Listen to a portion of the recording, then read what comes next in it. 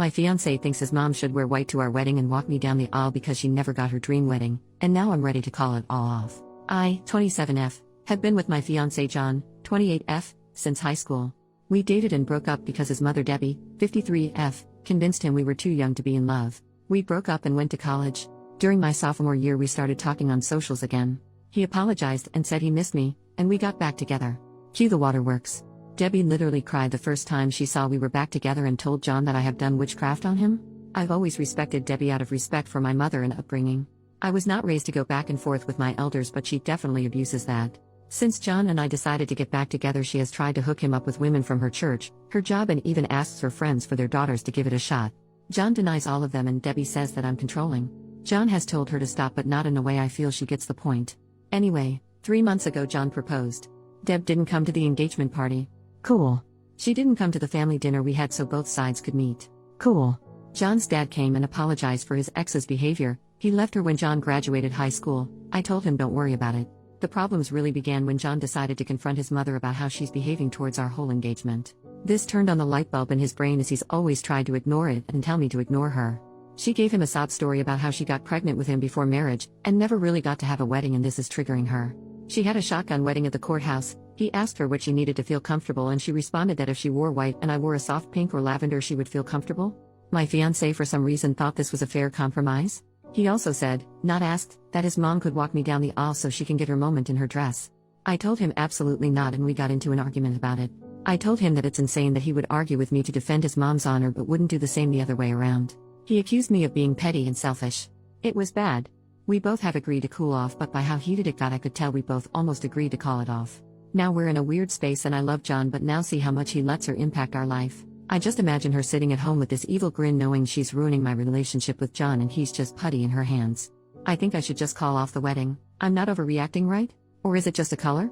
First update, next day. Hey everyone, not sure if this is the update everyone wanted, but this is what happened since my last post. I laid out a couple of talking points that I couldn't articulate over the rage. I met up with John after work at home. I was at the gym letting off steam. We spoke on everything and made plans to speak to his mother. John came home remorseful. He told me he was anxious about it and brought it up to a coworker who is a good friend of his about how I don't want to compromise. Apparently his friend, God bless his soul, went off on him about him being cringy. This angered me. So when I say it's a problem but another man tells you and now you see the other side. I brought up my talking points. Him being easily manipulated.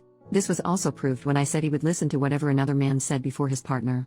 Even though his friend agreed with me, it hurt that he didn't listen to me. His mom going out of her way to break us up with this silly request. He was way more open to this theory now, knowing how cringe he looks even telling this situation to someone else. I compared it to a father removing a bride's wedding garter. He got the point. Him agreeing to his mom's crazy request before even talking to me. He claimed he didn't. That he told her he'll see how I feel about it and just brought it up to me. I asked why did he not see that his mother walking down the aisle on his wedding day was extremely creepy? He said it's just a dress in his eyes. He just didn't want his mom to miss the wedding. I told him there will be no wedding if he doesn't straighten up, and he said he understood. Me showing him how blatantly obvious it was she hates me. She didn't even ask to wear white alongside me, which is still weird, but that I don't wear white at all as if I'm some impure whore. Thanks Reddit, because I wasn't even thinking of that one. He said he didn't see it that way, he just knew she hasn't been showing up because she said seeing me in white hurts her. So I said, do you not hear your own mom saying she wants to be the bride herself? That she can't stand it being me? It finally looked like a light bulb went off in his head. Me asking him what role would she play in our wedding, childbirth, Mother's Day and everything to come? Would I always come second place? He assured me I wouldn't, and he realizes how bad he messed up. He was just trying to keep the peace. I asked by always making her happy and making me miserable? I refused to live my life this way. He agreed and said he was sorry and that he wouldn't want me to be miserable. We have no children yet, but we created a plan on how to deal with any big milestone. She won't be there for anything unless I'm comfortable with it. And I won't be unless she does a 180. I asked what did his mom say to change his mind, and you all guessed it. She cried. She cried about how her baby was getting taken away from her. How she never got her wedding. How his dad left her and she was alone and had no one else. That she felt sick and just wanted to experience a real wedding before she dies. She is perfectly healthy unless there's something she hasn't told us. I just told him if that was enough to manipulate him, what's to say he won't turn on me again? He said his friend and dad talked sense into him about how he was going to lose me. I told him today was the last straw for me. He had to do 4 things to keep me engaged to him if he even cared to. 1. Go low contact with his mom and do not let her make any decisions on our wedding. Which will be postponed another year to see if he actually sticks to his word. 2. He has to go to counseling. Individually and couples counseling. 3. He has to speak to his mom with me present about her behavior toward me because every time he goes by himself he comes back with a reason why he left it alone. 4. He must create strong boundaries and learn to uphold them. And he agreed. Then came the bad part. I showed him the post. I felt so bad as he read everyone rip him to shreds in the comments. I could see how uncomfortable he was as he read how much of a mama's boy he was and other things about his mom. He was hurt that I agreed that I should leave in some comments. He read for a few minutes until he saw someone call him a spineless "see you next Tuesday" and then gave my phone back. He said it was really harsh, but I had to show him how crazy the situation sounded, even if it was just to keep the peace on a surface level. Him reading the post was icing on the cake. He said he saw everyone telling me to leave and his heart physically started hurting knowing that he deserved it. We called his dad, who I'm no longer calling future father-in-law because I will call this wedding off tomorrow if he doesn't have my back when we speak to his mom, John's dad Dan, who I'll name, since he's in big part of this update. Dan also read John the riot act again. He was relieved John decided to get his act together. We agreed to go to Deb's house tomorrow with Dan and John's aunt. My dad is tagging along. John has said he will tell his mother that she can't under any circumstances make our wedding about her. He also said if she does cry or try to guilt trip him he will tell her he's going no contact. I feel terrible as getting a man to stop talking to his mother isn't something I ever thought I even wanted. I doubt Debbie will come around, especially not tomorrow with all of us against her. I don't know if John will backtrack as soon as he gets there. I have explained if he doesn't grow a spine I'm leaving. He either can marry me or marry his mom. But that's my ultimatum. He said he chooses me. We'll see, I guess. This all should make me happy, but I still feel icky. I'll update tomorrow after we all talk to Debbie. Final update, 1 day later. Hey everyone, I'm back with the last update. This is a bit long, so buckle up. Some people reach to disrespect me. I honestly don't care if you don't believe my story or find me annoying, but messaging me, calling me names, being disrespectful, nor saying I shouldn't wear white to my own wedding is classless. I won't respond, and I genuinely hope you all get the help you need for whatever trauma makes you that much of an angry person. To all the people who have reached out with positive vibes and advice, thank you so much, you cutie patooties. Anyway, John and I met up after work and we headed to pick up Dan. John's aunt couldn't make it. My dad was meeting us there. I had really bad anxiety. I told Dan and Dad they should give us a few before knocking so she doesn't feel ambushed. They agreed. Here's the part everyone was waiting for. We get to Debbie's. My heart feels like I'm going up the world's tallest roller coaster slowly. John is quiet. We get there and he gives her a firm but respectful "Hey mom." We sit down and John tells her we came to talk to her. She asked what's wrong? John got right into it. He bluntly said to her that her actions toward me for years have been petty. Her not showing up for any of our wedding events was unacceptable to him. He flat out asked her why does she have a problem with me? I genuinely thought he was going to start with the dress situation. He went for the root of it all. Debbie acted like she had no idea what he was talking about. She has actively tried to get him to cheat and leave me for other women, but in that moment was shocked and doesn't know where this was coming from. She said she has no problems with me and loves me like a daughter. She looked at me like she expected me to talk, but like I said to you all, I wanted to see what John had to say. He asked her to be honest and named all the times he's recalled that she insulted me to my face and behind my back.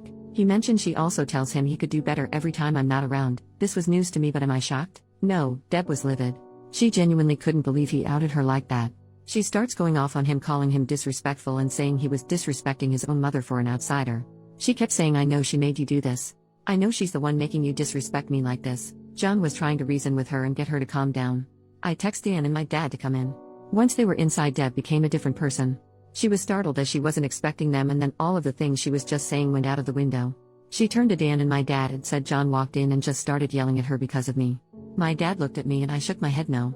Once Dan and Dad got in, everything was calmer for a little while. She went back to denying she didn't like me. They all told her that it was obvious, that the dress request was shameful of her. She immediately replied, it's shameful that I won't let her son spend time with her. John said that's not true. At this point I'm burning inside. I wanted to correct all of her inaccuracies, but I stood quiet. John asked her what's the real issue with OP? Deb starts saying how she knew I was going to be an issue since we were in high school. She said that once John got with me, his grades started dropping, which isn't true, that he stopped making time for family. Also, not true, that he once didn't show up to celebrate Mother's Day with her a few times because of my birthday. My birthday is in April, Mother's Day is in May, that once we got back together he forgot about her completely because I made him abandon her. He goes to her house minimum 3 times a week. She said the fact that we had the engagement party without checking how she felt about it was wrong and all the evidence she needed to see what kind of woman I am. My dad pointed out that she didn't pay for the engagement dinner to have any input on it.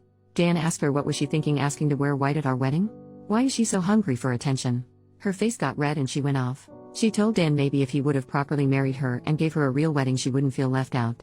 Dan straight up called bull crap and said that she didn't want to have a real wedding even though he tried to convince her. The reason being that her mother told her pregnant brides are tacky. She started crying. I honestly felt bad for Debbie here. Mothers, be nice to your daughters or you'll create Debbies. My dad got everyone to calm down. John finally spoke again and told his mom that he can't keep defending her when she won't even try to respect me. That for his sanity in our relationship, he's going low contact. Deb kept crying and said that John can't leave her for dead. She's the only mother he'll ever have. Mothers are forever. Wives are not. I'm not even his wife yet, and I'm already tearing apart the family. He kept going. He told her that we are going to get married. She can't respect me or stop crossing boundaries, she'll get cut off completely. That his visits are dropping down to 1 every 2 weeks and that she needs to call less. She started going off. She knew it. I'm doing something to him. What did I do to her son? I'm a manipulator and a problem. She told my dad he raised a demon. My dad shot back at her to watch her mouth. John kept shouting, "Mom, stop. Mom, stop," but she kept screaming and then she started hyperventilating. Whoever called it, you might be able to see the future. She was gripping John's arm saying she can't breathe. This was when I said to myself, oh no. He's about to flip-flop. He looked at me and I know he knew what I was thinking. John got her a cup of water, then asked his dad if he could make sure his mom was okay and asked my dad to take Dan home. Dan and Dad agreed and his mom started crying louder. She literally screamed, "I can't breathe," as we walked out so he could hear her. I felt freaking terrible, and I finally spoke. I told John the first, "I'm sorry."